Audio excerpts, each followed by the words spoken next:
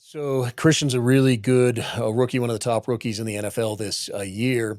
So when this happens, the shoulder joint gets put back in place really quickly. Usually, athletic trainer, physical therapists, and/or the team physician get this back in really quickly because we know that the longer a shoulder joint is out, the more damage that can happen. So, really important this gets back in quickly, which is clearly what happened in this case.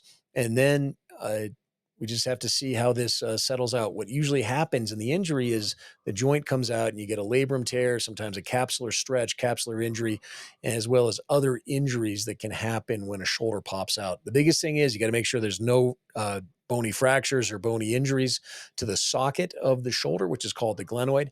And as long as that's okay and there's no fractures and it's just a soft tissue labrum or capsular injury, the player can usually be back on average 2.0 weeks. So you usually miss about 2 weeks, maybe you're back by week 3. And that's just to get the inflammation calmed down, the pain calmed down, the muscles woken up.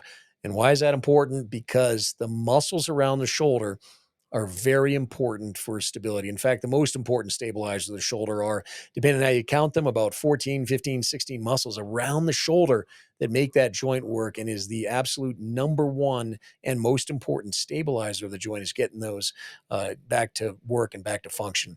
A lot of times you can wait till end of season surgery as long as the shoulder joint behaves well. Now, you hold on surgery if it's just soft tissue, if there's a big bony injury or a fracture of the socket or the ball of the shoulder, which is the humerus, then sometimes you need to have surgery early. But far and beyond, this is usually just a soft tissue injury, and they're able to get back usually in a couple weeks and then defer the surgery till the end of the season.